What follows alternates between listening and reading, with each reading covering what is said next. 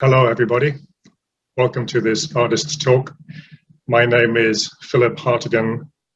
I'm an artist born in the United Kingdom, but have lived in various parts of Europe and in the United States now for the last 20 years. But all of my work really derives from, or at least my current body of work, which is an ongoing project, possibly for the last 10 years, I'd say. Starts with memories of my childhood in England, and specifically one key moment, which was the death of my father when I was 5 years old. So he was a soldier in the British Army, stationed in Germany, and tours of duty in the Far East, places like Indonesia, where there was a small civil war going on at the time, and he was killed on active duty, in combat duty in 1967. I was born in 1962. And as one might expect, losing your father at such a young age. And in fact, I can remember the night that the detail from the British Army arrived at my mother's house to tell her that my father had been killed. So that kind of sticks with you. It's the sort of thing that stays in your memory. And I won't go into the long process of recovery from that, psychological effects it may have had.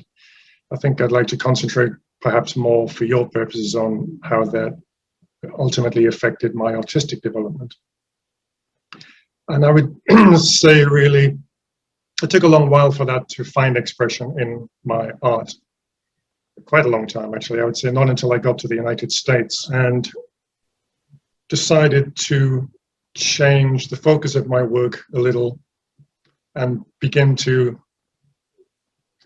look for sources of inspiration in those childhood memories. So I have sore throat today. Just had my second vaccination shot.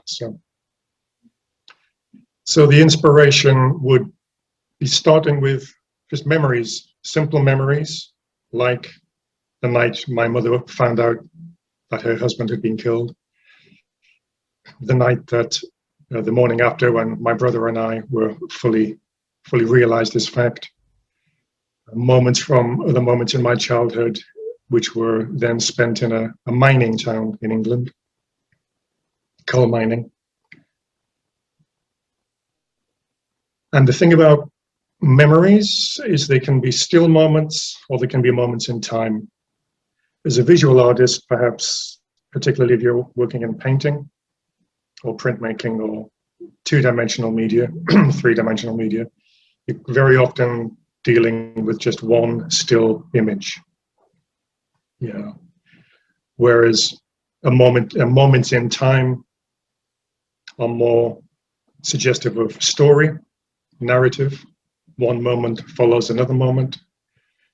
So about 10 years ago, I was trying to think of ways to combine these things or go from a still image to express a moment in time to how do I think about stories and narratives. And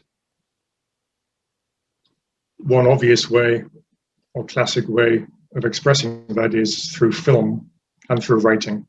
Because there are many different ways of creating a written story and a film. But one of the traditional ways or classic ways is through narrative, a story, beginning, middle, end, or at least one moment following another moment. And I started writing down a lot of these childhood memories. A single moment sometimes, or single scenes, short pieces of writing. Some of them are a little bit longer, 2 to 3 pages. I thought about a way of making films based on those written moments. And that led me to explore stop motion animation, which is the process by which one moves objects on a little stage set, one fraction of an inch at a time, and you take a photograph of it, and then you move the object another time, take a photograph of it, and then ultimately, when you have thousands of these photographs of movements of your models, you can run them all together and they create the illusion of motion. Wallace and Gromit, the English animators, you know, the Dog and the Man series, that's a sort of a classic modern example of stop motion animation. So I started making little models of using a toy soldier. I think that was one of the first ones to represent my father, the soldier. Props and objects just made from cardboard and paint and paper and wire. And I would move these objects around in a little stage set to film them in the stop motion style. And then the narration, the voiceover, would be me reading from these moments of childhood. And it's probably fair to say that most of those films are, you know, they deal with fairly dark, tragic, or certainly violent moments, you know, imagining a moment of death, talking about absence, talking about, you know, loss, pain, grief, I suppose. Domestic violence too, that started to remember those moments. I mean, my father was not a saint at all. Yes, and that was kind of, that took about 2 to 3 years of working mostly on the stop motion animations, making other work at the same time, two-dimensional work, quite often prints, etchings, and so forth. But that was still kind of using subject matter and material from the previous body of work. So it took a while for the two-dimensional work and film and stop motion animation, based on these memories of childhood, for that to converge on other forms of visual work. So in summary, in terms of that importance of that moment of childhood on my artistic development, it was something that I discovered late in life. I mean, that is in terms of the artistic importance of it. Obviously, I always knew how it had affected me personally, my family personally. But it wasn't until I was possibly 40 that I really started exploring that work artistically. And the first expression of it was in film, stop motion animation.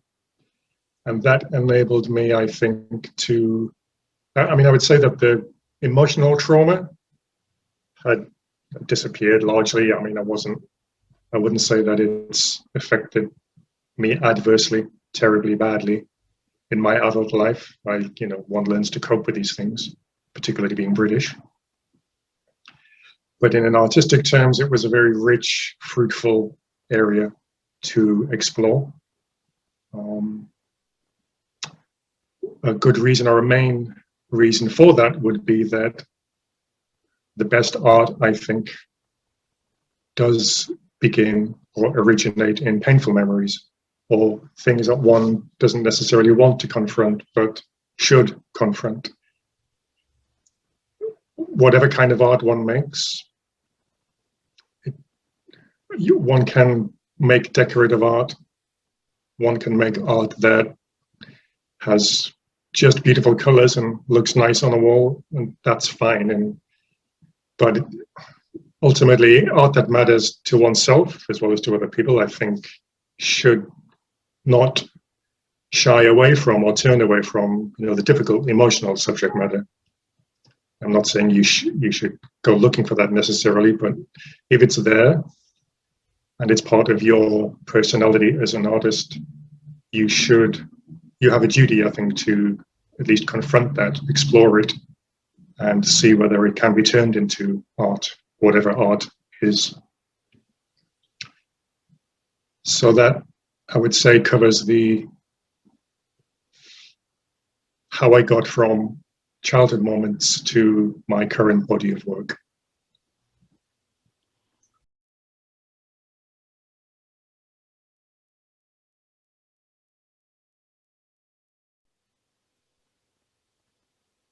There are several ways, I think, that travel influences at least my art. The first one would be I mean, just growing up with I lived in Germany for the first 5 years of my life on an army base. So I was already used to living in a different country from the one I was born. My mother was very much a European looking person. You know, this is back in the 70s, I guess, just as England joined the European community. Those were the days. So she wanted to make sure that I got the opportunity to travel. So I grew up, you know, wanting or experiencing, having visited Spain and France and other parts of Europe. Before I went to university, I took a year between college and university, or high school and university, and that's when I lived in Madrid, in Spain. After university, I immediately went, one of my first jobs after university was in Paris. So I lived in Paris for a while and worked. So just on a personal level, I'd always thought of myself as a European, possibly at least as much as a British person, if not more. And I took every opportunity I could to live in other parts of Europe. I lived in Spain when I did my master's degree in painting. That was a year in Spain, in Barcelona. So I learned to speak Spanish very well, French a little bit, not too bad.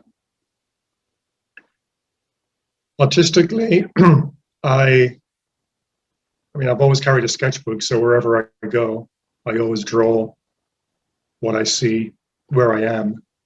And even if that didn't always make it into the finished work in the studio, it definitely, well, did it have an effect on me?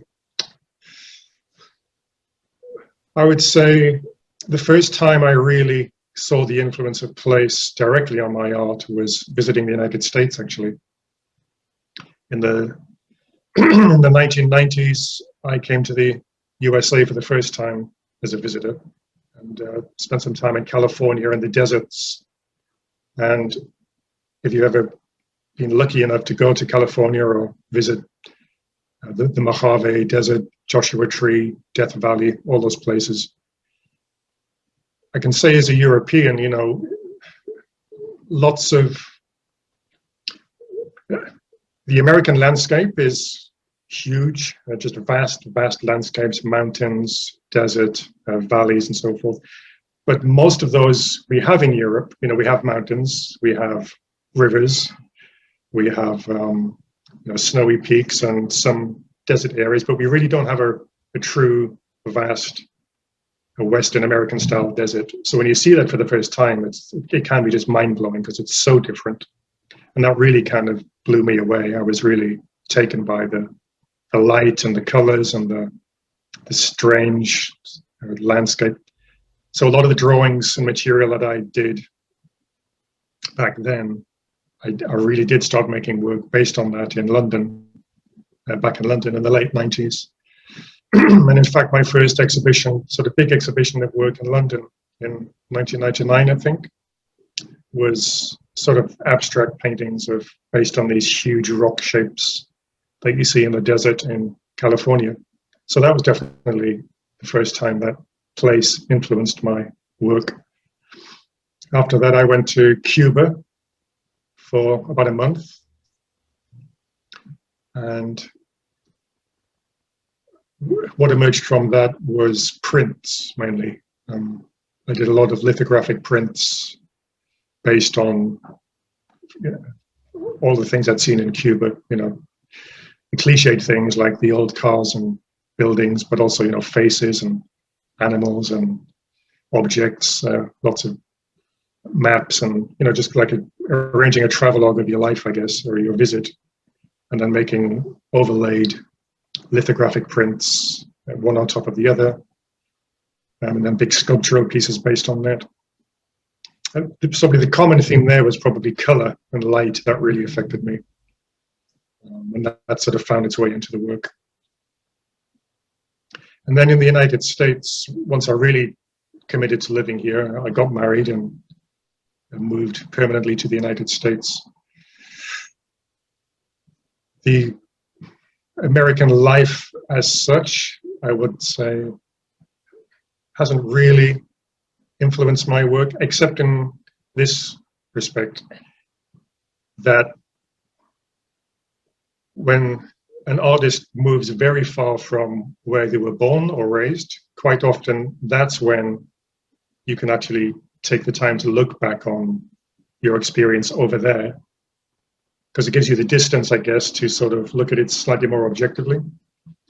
And that's probably, I do wonder whether if I had not moved to the United States, if I would have started thinking about this childhood material, or at least as, maybe I would have come to it later, but I do think moving to the United States was part of the reason why I achieved the distance and objectivity to consider work from, experience from decades ago and 4,000 miles away. I mean, this is a very common theme amongst our writers, particularly. James Joyce leaves Ireland, and only then can he really write his masterpieces, which are all based in Dublin, but he wrote them when he was in Paris. Similarly, Hemingway, James Baldwin, all these American writers who moved to Paris in the 20th century,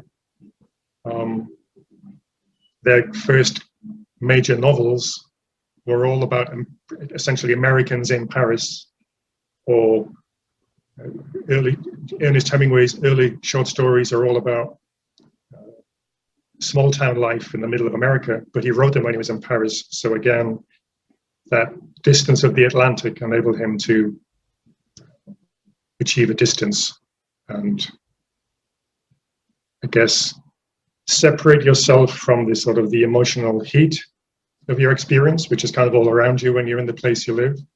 So you can kind of filter it somewhat, sort of like an alchemist in a laboratory, sort of pouring things through filters, and then what emerges is some kind of essence or purified thing, which you can then turn into art. So I guess that sounds a bit grandiose, bringing all those other names into this conversation, but in a similar, perhaps more modest fashion, I do think the same process went on with me. I'm trying to think of other visual artists who might have had that same journey. The only thing I can think of is again, in Paris in the early 20th century, I mean, so many of the painters of the school of Paris came from other countries, Picasso most notably. But, you had a lot of Dutch, Belgian, Swiss artists. Giacometti was Swiss, essentially, French-speaking Swiss. And so they moved to Paris to be part of an artistic community, but at the same time, they separated themselves from their childhood in order to make their art somewhere else. And then also all of the European painters who then moved to New York and during the Second World War to escape the Nazis. But again, once they were in America, they made an entire movement, essentially. They created an entire new artistic movement once they were here. Abstract expressionism is Jackson Pollock, who was born in America, but it's also Arshel Gorky, Russian, French, Willem de Kooning, Dutch, came over here to the States. So yeah, there's another example of how travel informs your work in a kind of a negative sense. You move somewhere else and then you look back at your former work. In my case, I have had moments where I visited a place and then made art based specifically on that place. But there's also, with me, this process of moving to a different place and then retrieving experiences from home, or the original home, to make my current present day work.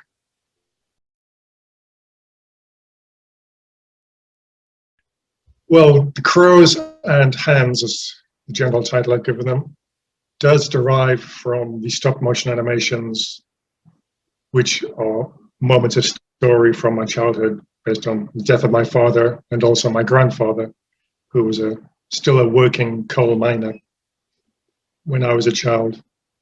And we all lived together in one very small house in this coal mining village after the death of my father. So those are memories too that are part of that narrative film and words-based work.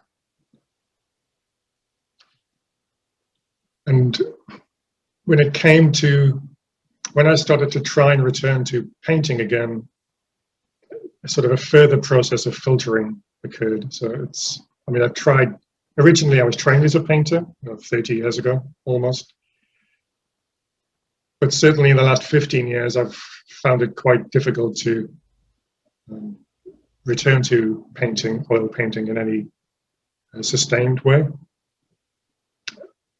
I don't quite know why that is, but one of the reasons why I did these other forms of work is because it seemed that was the artistic mode of expression that I could find to actually make something. But a few years ago, I just tried to go back to painting again, just by taking a few objects or things from those films. So one of them was arms, which are kind of based on my grandfather's arms as a coal miner. And then there are some stories around that he was in a mining accident, and well, he was a coal miner to begin with, so the forearms, these parts are very big. And I remember that in my childhood. He was in a coal mining accident and had to push his way out through the rocks, so that's kind of arms. He used to hunt for small animals for food for his family. So I kind of see hands involved in that, catching and trapping animals. The crows are just a bird that I associate with where my hometown. Crows are everywhere, Les Corbeilles. But for some reason, when I think of my childhood and what's the first bird I think of, I see crows. I see crows settling on trees, grey streets and grey skies and smoke and clouds and rain, winter fields, churches with rain on the slates of the roof, and crows perched everywhere. And sometimes, if an image comes into your head and it's an interesting shape as well, that might be enough just to say, okay, I'm going to see how that works if I paint it. So what if I have a crow, and then what if I put the hands in the painting too? And don't think too much about why I'm putting these two things together. Let's just put these shapes down on a canvas and see if something happens. So that's how I came to this particular series, this new series of paintings, which are still based on memories of these childhood memories from the mining town and my grandfather this time. Possibly not that obvious to a person who's looking at the paintings now and had not seen the films. Although it is surprising how often people have looked at these paintings in the last few years and kind of made some kind of connection about that it must be something to do with a personal memory of trying to catch a bird or release a bird. And that's kind of fairly close to an interpretation of the original source material. But of course, once one starts painting or you make any work of art, it doesn't necessarily stay absolutely the same as either the image you started with in your head or the memory from which it comes, from which it derives. Once you start making something in any medium, the act of making, the materials you work with, really do influence the final composition or state of the piece. If you're working with stop motion animation, all these objects, well, how do you arrange the objects? You're trying to create a moment of story. So what happens if you change the story a little bit just as you're making the scene? Because you're editing a film, so that it in itself is a way of rearranging little bits of time. So that's not exactly the same as what you might have started with. And then similarly with oil paints, I mean, very traditional, very, very old way of making work of art. You can change the way a shape moves on a surface. Your choice of colors will change. When the paint dries, you can overpaint, so paint something out and paint something new on top of that. So you're still making these kind of editorial decisions and changes, even in something as old-fashioned as painting. And that is what happens with my paintings too. The only rules, I guess, that I've set for myself are each painting is just going to have a couple of shapes, something that is a crow or is at least bird-shaped, and arms and hands. And then I can play with the abstract arrangement of those shapes. Do they make squares, triangles, or which angle of the frame do they come in from? So, we're looking at a rectangle now. Do things come in from that side, or like that? So you can play with all those angles, something placed to the left, to the right. And these are important decisions ultimately. And, the play, the tension in a canvas between regularity, order and disorder, symmetry and asymmetry. Each of these things changes the way you as a viewer perceive the shapes, which again influences the emotional effect of how you receive the image. So again, I do tend to talk quite a lot from a simple question, but to summarize that again, yes, the crows and the hands are based on personal memories too, but much more abstracted version. I mean, despite being representational in a way, you can see hands, you can see a crow, but thematically, in terms of the theme, subject, it's a more abstract version. It's taken out of a much greater set of details. And it is interesting how many variations you can make on just a small set of themes and colors. Again, I sort of restricted the number of colors I use to 4 colors, which does include red, so there is some sort of warm tone in there. But so far, I've quite often in the past, once I tried to make a series of paintings, it just kind of didn't work, and I stopped after a few. But now this has been a large body of work I'm still creating based on this subject matter. And maybe that's something I can talk about too, the idea of process and series.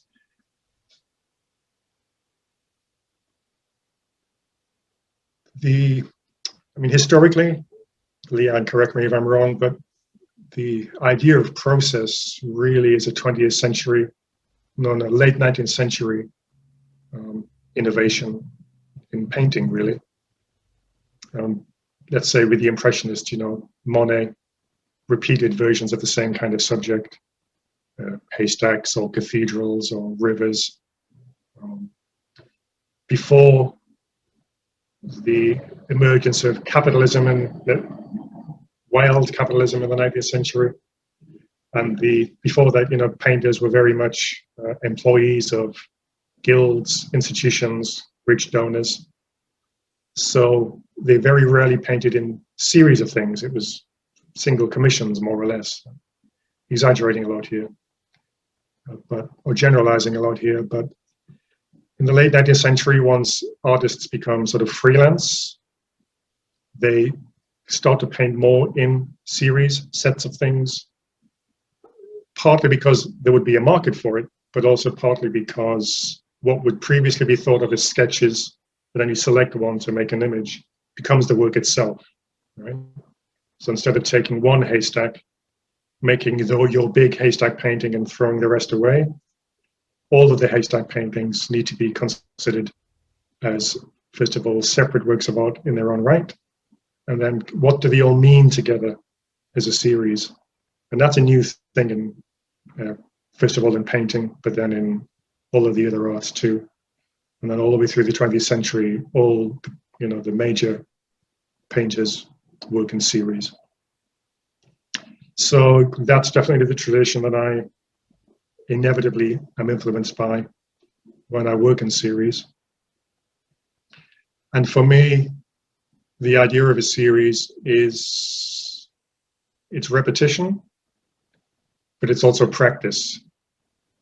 Practice in the sense of not that I'm a religious person particularly, but I have respect for the religious traditions, and that religious tradition of a repetition of something being a form of prayer.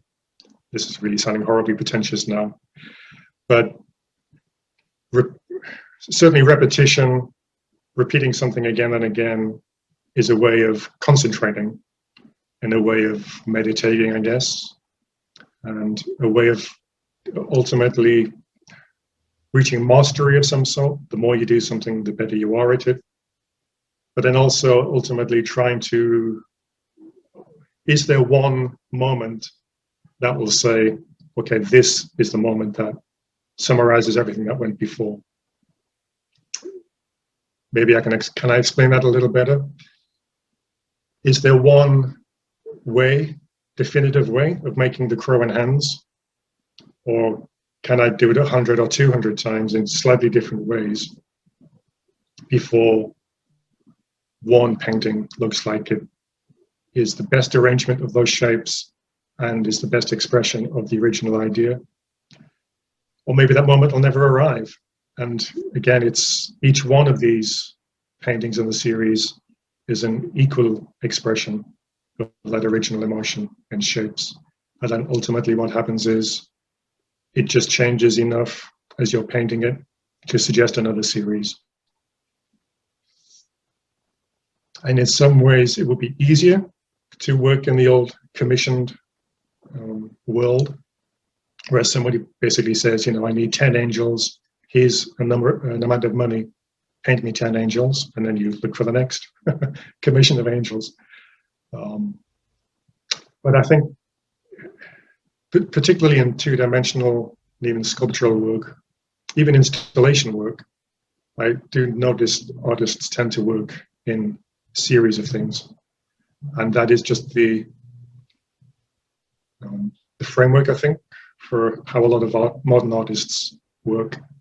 And I'm kind of happy with working in that mold and seeing what comes from it. Again, there are, with my own students, I do get this question of, what should I be painting? What kind of medium should I work in? I mean, there's no question that painting is a, fairly old-fashioned way of working. I would say the avant-garde is very much in other forms of work, performance, video, installation. But the fact is, when I've worked a little bit in all of these media, but the fact is, as I tell my students too, you can ultimately only work in the medium that works best for you, or fits the material the subject matter you're trying to express. And if that happens to be painting, then you should do painting. You should not do painting just because you feel you ought to, because painting, art, to me, is definitely not just something that hangs on a wall. Just so happens to be that's what I'm doing at the moment. No, all of these ideas that we're talking about today, I think, can be expressed in any medium at all, and possibly new materials and media that we haven't thought of yet. I mean, I'm not an expert or necessarily even a fan of digital work, but I certainly have no prejudice against the idea that a piece of digital work will have as much artistic merit as a painting by Braque or Picasso or Jean-Michel Basquiat. Absolutely. Your series can be perceived as frames of a film. Each painting is a frame or a take, and another take, until you achieve, the take that you want, and it ends, actually becomes a movie, a film in itself, the series. Because if you put them together as frames, then you have the film, which is the point of origin. That's a really interesting comment. Yes, I agree. Yeah, I mean, conceptually, if when I finally get back into the physical world of showing this work instead of just online, seeing it all together in a gallery room, yes, it will very much resemble a series of frames. And again, particularly if you're choosing the order in which they are displayed, that's certainly a really interesting way to think about displaying the work. I mean, are you suggesting, perhaps you're suggesting sort of making a film or a series, out of a series of frames of those paintings? Somebody else has actually suggested that to me, and I am considering it. Again, there are different ways to approach that. It's very time consuming, of course, making film, stop motion animation. So, but I certainly think of that as a possibility, yes, at some point in the next year or two, to do another film, either using the paintings, literally using the paintings as the subject matter to shoot in film, or to make a film based on images from the paintings, which again would be an interesting path, from films to paintings and then back to film again.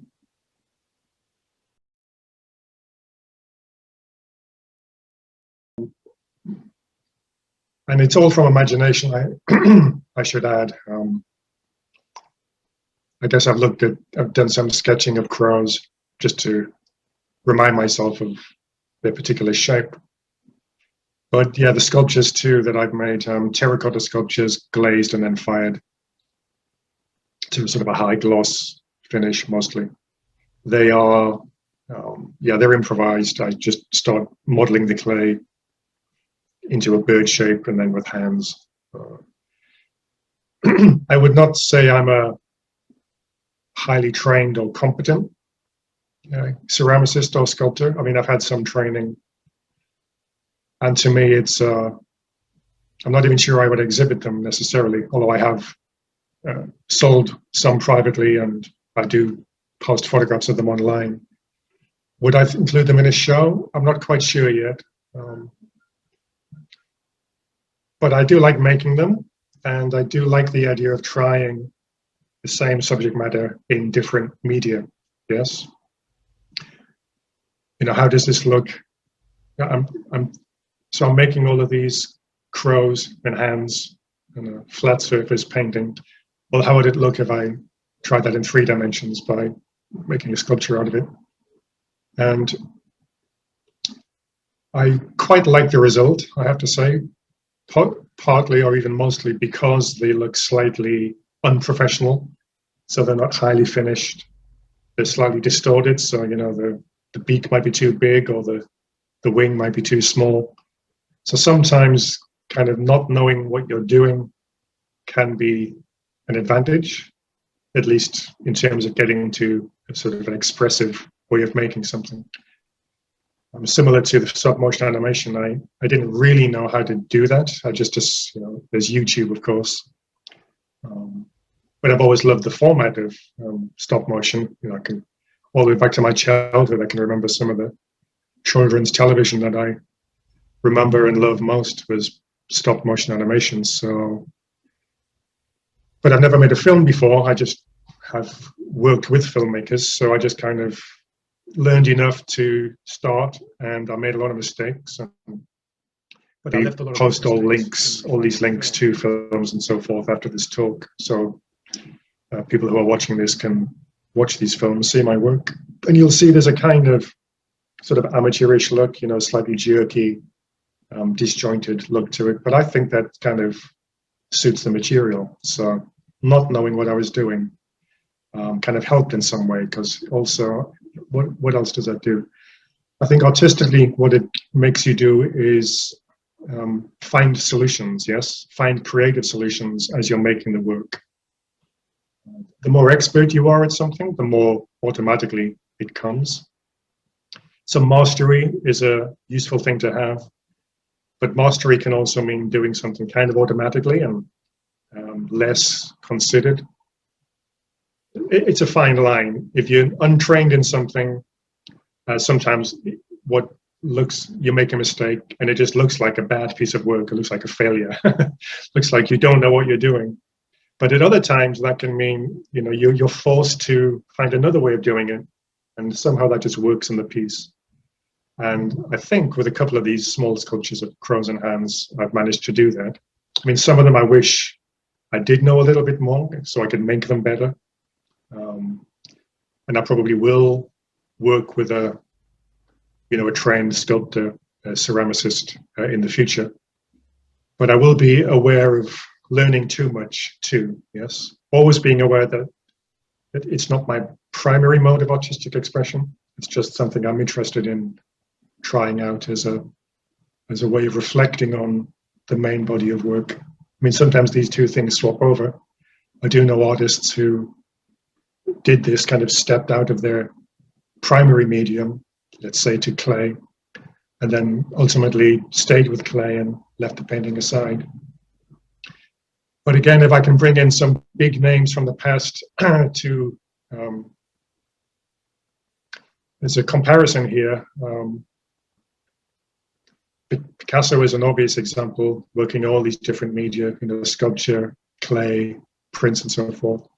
But I think my favorite example is Matisse, probably, Henri Matisse. And his, with Picasso, you always get a sense that he's showing off a little, here's what I can do, and I'm great at this too. Whereas Matisse in 1912, 1910, he's making those great, Fauvist paintings, the Blue Nude and so forth, the Red Room.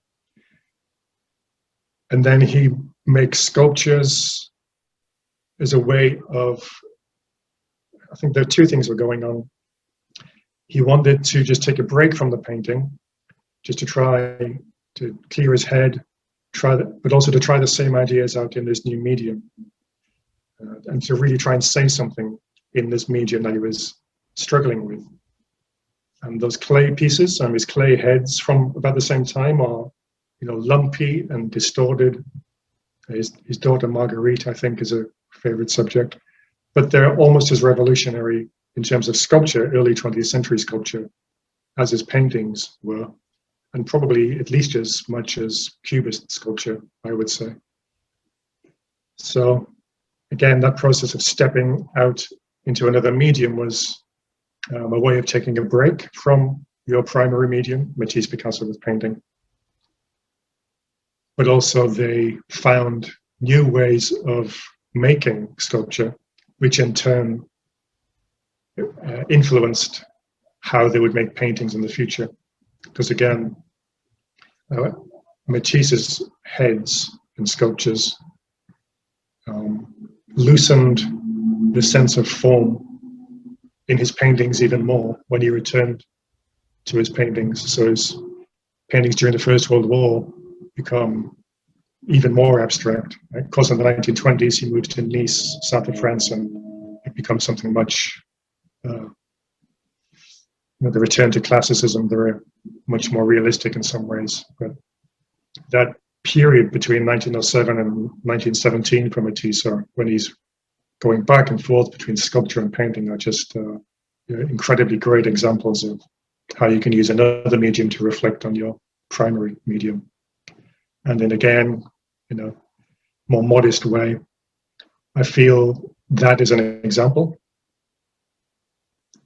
So yeah, I think I'll just leave it at that. I'll leave that with Henri Matisse hanging in the air.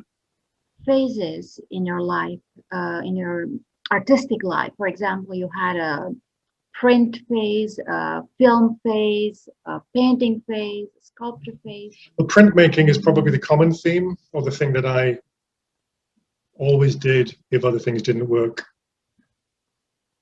I studied with a master printer in London in the mid-1990s after I finished my master's degree. And I was still painting during the 90s. I mentioned, the California trip and some shows in London. Then after I moved to the United States, I guess that's quite an upheaval in some way, a big change. And that's kind of when I stopped painting in a sustained way for quite a long time. But that's when I really began to explore printmaking deeply. First with etching, intaglio copper plate etching, but then other forms, relief, woodcut, lino cut, and lithographs. And I think one of the reasons why printmaking, I always did printmaking after that, is it didn't have the same, there wasn't the same pressure when you make a print as when you make an oil painting or any kind of painting, and sculpture too, because the traditions of those are so long and so vast, and it can be, for a lot of painters, it can be quite a lot of, can be a lot of pressure every time you try to start a painting. You're thinking, well, I must make this, you know, an oil painting. Whereas with printmaking, it's so process-based and it can take quite a long time, literally 2 days, when you start an etching before you actually see the first proof print. So you're just focused on making, and then the result comes, and it may or may not work.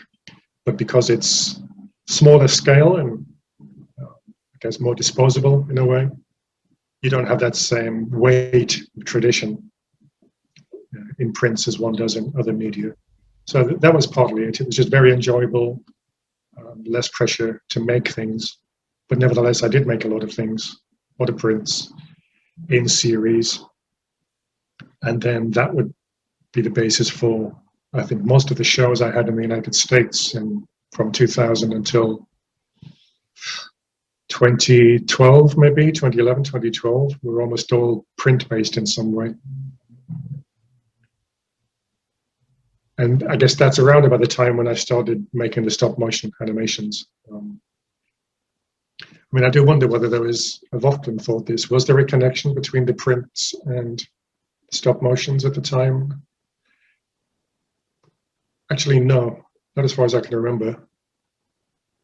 Actually, no, there is one piece that I did. It was an accordion book. Again, I'll post links to this accordion book, you know, which is a book of pages where they fold together in a kind of zigzag shape, like an accordion. On dit accordion, accordion français aussi, je sais pas. But and on each page of this book it was 100 pages. So unfolded, the entire book was something like 80 feet, you know, which is I don't know, 30 meters. Is that right? Almost 30 meters long, I think. And every page of the book was inspired by, well, it was an internet-based project. So I took images that people had posted online of themselves on holiday in different parts of Europe. And I just took all these images from the internet and made sort of out of focus lithographic prints from them, and printed on each page 3 or 4 overlaid at a time to make sort of patterns on the page. But when I strung them all together in a book form, they kind of suggested a narrative, like a continuous narrative of, you know, this huge group of people on doing this weird holiday tour in Europe. And there's more to it than that, but I don't want to get too lost in that project. But I guess each page of that also suggested a story, a narrative, single moments, and frames of a movie. And that was 2011, I think I made that work. And that was about the time I started thinking about film too. So frankly, just in this interview, this is the first time I've made that connection. So that's interesting. So yes, there was a printmaking project from 2011, 2012 that, at least in its format, had an influence on the going to the films, and that kind of led me to the work that I'm doing now.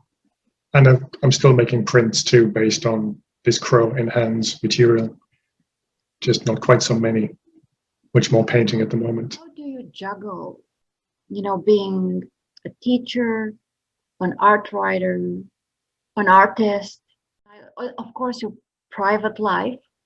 How do you juggle all this? Good question. Not always easily, I have to say. I mean, I'm fortunate enough that I can spend a good half of each week in my studio.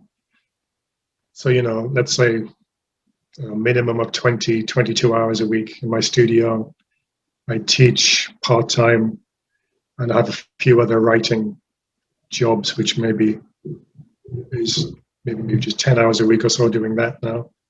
But 10 years ago, I was the Chicago correspondent for an online magazine. It started off as a blog called Hyperallergic, based in New York, which, if you don't know it, just check it out, hyperallergic.com. It's, I mean, if it was an actual print publication, it would be the largest art magazine probably, certainly in America. So it's it's a pretty big deal in the American art world. And I was the Chicago correspondent for 4 or 5 years continuously. And I would mainly be reviewing shows of art in the Chicago area, which is, I mean, Chicago is it's a big American city, third or fourth largest city. There's 5 or 6 million people in the sort of the Chicago area. And it's got a big art scene. So I was reviewing a lot of work in Chicago, but also I would travel around the United States for other things, and I would review shows there too. And during that time, I have to say, it was very hard for me to make my own work as well. I had maybe a couple of projects, maybe one project a year that I could really work on and then have a show. And then in 2017, so maybe just over 3 years ago, I actually did take a break from the art writing because it was just getting too much. I just couldn't really do all of these other things. Mainly my own art making was really suffering. So that I've actually put aside for a while. The teaching is certainly still there. And, well, really, you make the time otherwise. You get up very early. And you do, you use your calendar very strictly. You just organize your time and make sure you get to the studio as often as you can, even when you don't feel like it. I mean, I guess I'm fortunate that I have a studio in a building with other people. But I also try and advise students, artists everywhere. I mean, to have a studio of your own outside where you live. I mean, for some people, I guess it works. It can work to have a studio where you live as well. But for me, I think I need to have a separate space where I can, go to it, close the door behind me, and then, the rest of the world is outside there. And then inside this space is purely nothing else but the work. And that also helps to focus your mind on just the work. So you don't have distractions from, your outside life.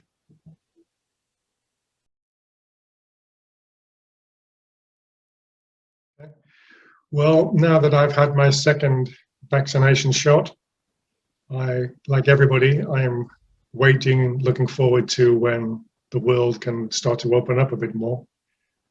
So my plans, unless the pandemic continues and changes things, but assuming that it's going to get better, my plans are to I will return to Paris in January with this group of American students, which I've been doing for the last 5 years. So I hope to be doing that again. I will be arranging a show in Chicago towards the end of the year in one of the galleries here. And that will consist of mainly the paintings from the last few years and some of the prints and maybe sculptures.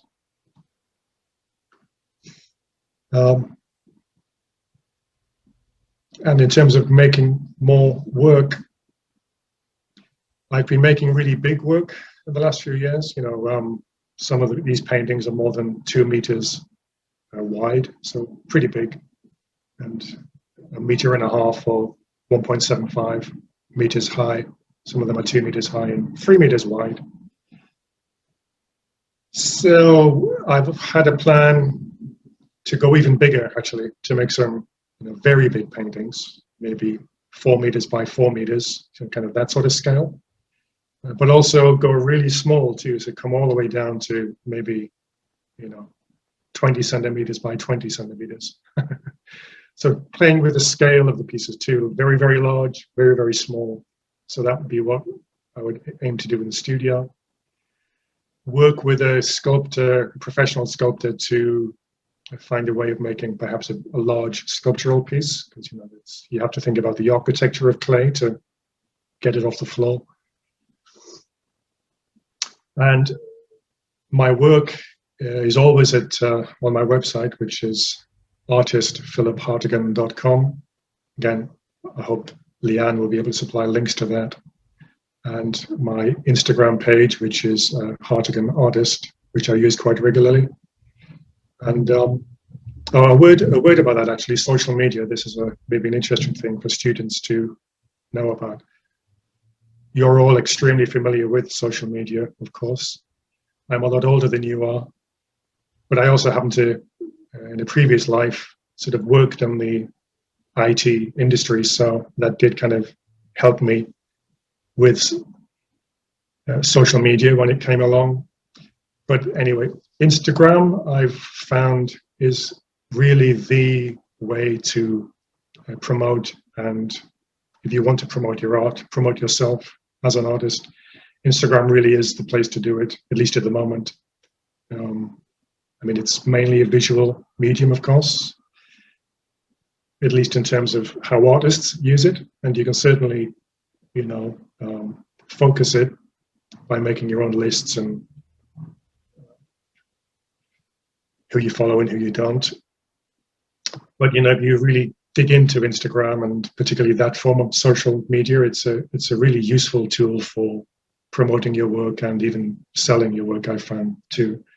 Not that that's particularly why one makes the work, but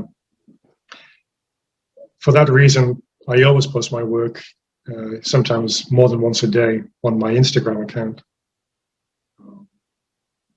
For two reasons. One, I guess, is part of promotion, getting your name out there.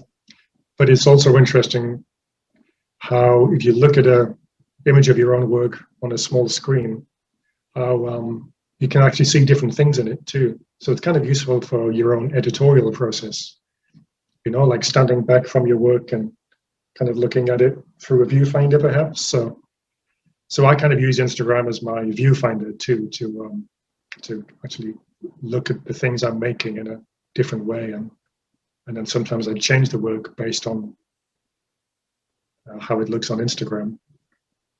So in short, those are my plans: make more work, make slightly different work, show it in Chicago, come to Paris next year, and continue showing my things on my website and on Instagram.